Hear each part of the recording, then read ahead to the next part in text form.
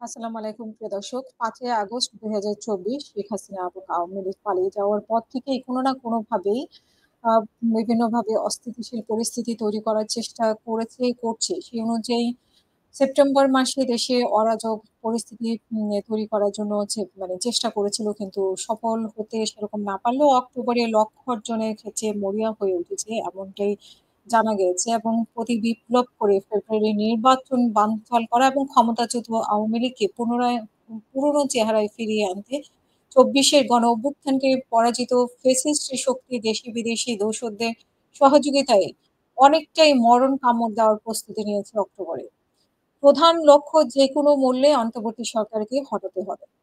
পুলিশের দায়িত্বশীল সূত্র জানিয়েছে যে সমাজের গুরুত্বপূর্ণ ব্যক্তিদের টার্গেট করে গুপ্ত হামলা, চিহ্নিত ছিনতাইকারী এবং ডাকাতদের সংগঠিত করে আইনশৃঙ্খলা পরিস্থিতির চরমভাবে অবনতি ঘটানো, ঝটিকা মিছিলে বাধা দিলে সফলভাবে পাল্টা হামলা চালিয়ে আইনশৃঙ্খলা বাহিনীর মনোবল ভেঙে দেওয়া এবং ১ ঘন্টার ব্যবধানে হঠাৎ ধানমন্ডি ৩২ নম্বরের লাখো লোক জড়ো করার একটা পরিকল্পনা রয়েছে তাদের। এদিকে অক্টোবর ঘিরে আওয়ামী লীগের মাস্টার প্ল্যান সম্পর্কে ইতিমধ্যে বেশ কিছু গুরুত্বপূর্ণ তথ্য ও লাইন অফ অ্যাকশন প্ল্যান জানতে পেরেছে আইনশৃঙ্খলা বাহিনী এবং সূত্র বলছে যে মূলত পুরো পরিকল্পনা বাস্তবায়ন করা হচ্ছে ভারতে অবস্থানরত আওয়ামী লীগের একটি কোর গ্রুপ থেকে এবং তার মিশনে বাস্তবায়নে সারা দেশে আওয়ামী লীগ, যুবলীগ, ছাত্রলীগের হাজার নেতাকর্মী আত্মগোপন থেকে নাশকতায় চোখ কষছে এবং এদের পরিকল্পনা অনুযায়ী ঢাকাসহ দেশের বিভিন্ন স্থানে প্রায় প্রতিদিন ঝটিকা মিছিল বের করা হবে। ইতিমধ্যেই এই চক্রের অনেকেই পুলিশে গ্রেফতার করেছে এবং বাকিদের গ্রেফতারের অভিযান অব্যাহত রয়েছে। তবে আ বি বিপদের বিষয় হলো যে অভিযানের অনেক তথ্য নিজেদের মধ্য থেকে ফাঁস হয়ে যাচ্ছে। এদের অভিযানেও ব্যর্থ এবং এইজন্য কিছু অভিযানেও ব্যর্থ হচ্ছে। মানে পুলিশ যে অভিযান চালাচ্ছে গ্রেপ্তার করার জন্য সেটাও তথ্য ফাঁস হয়ে যাচ্ছে।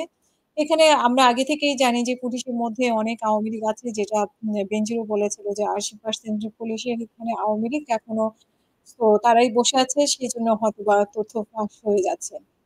ইতিমধ্যে একাধিক গোয়েন্দা সংস্থা সরকারের উচ্চ পর্যায়ে এ বিষয়ে বিভিন্ন ধারণা এবং সতর্ক বার্তা দিয়ে রেখেছে। তবে সরকারের পক্ষ থেকে হালনাগাদ সঠিক গোয়েন্দা তথ্য প্রদান এবং সেই অনুযায়ী আগাম প্রতিরোধ ব্যবস্থা কার্যকর করার নির্দেশ দেওয়া হয়েছে।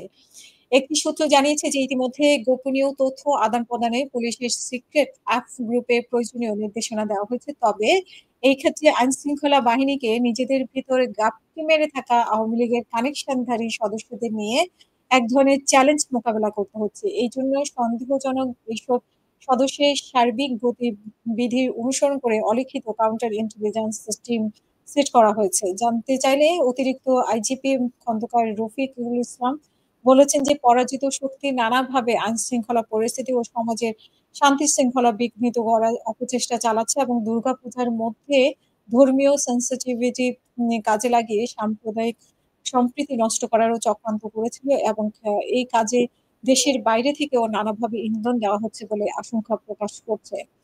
তো প্রিয় দর্শক মতামতের মাধ্যমে আপনাদের কমেন্ট বক্সে আপনাদের মতামত জানাবেন। আল্লাহ হাফেজ। আসসালামু আলাইকুম।